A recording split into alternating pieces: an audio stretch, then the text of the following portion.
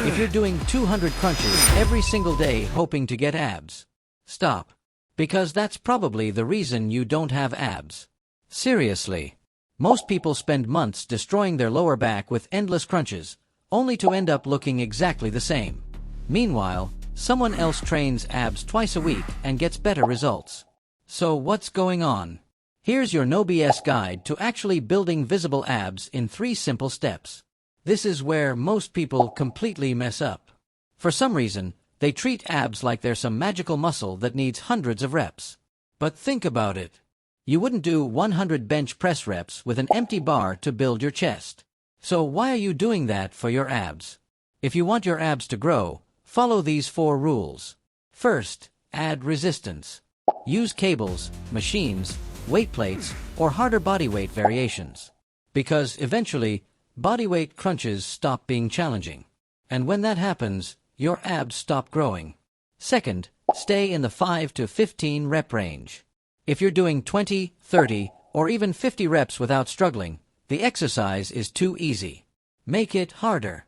Third, use progressive overload. That's just a fancy way of saying, challenge your muscles more over time. Add weight. Slow down the reps. Reduce rest periods. Give your abs a reason to adapt.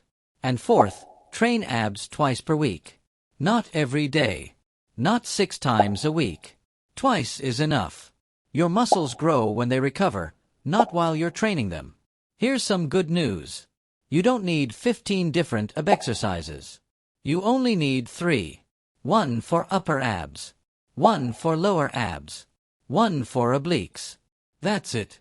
Start with cable crunches. These are amazing for building upper abs because they're easy to overload. Do 3 sets of 10 to 15 reps. Next, leg raises. These target the lower portion of your abs. If straight leg raises are too difficult, use knee raises instead. Again, 3 sets of 10 to 15 reps. Then finish with cable side crunches for the obliques. No cable machine. Do side plank raises. Same thing. 3 sets of 10 to 15 reps. Simple. Effective.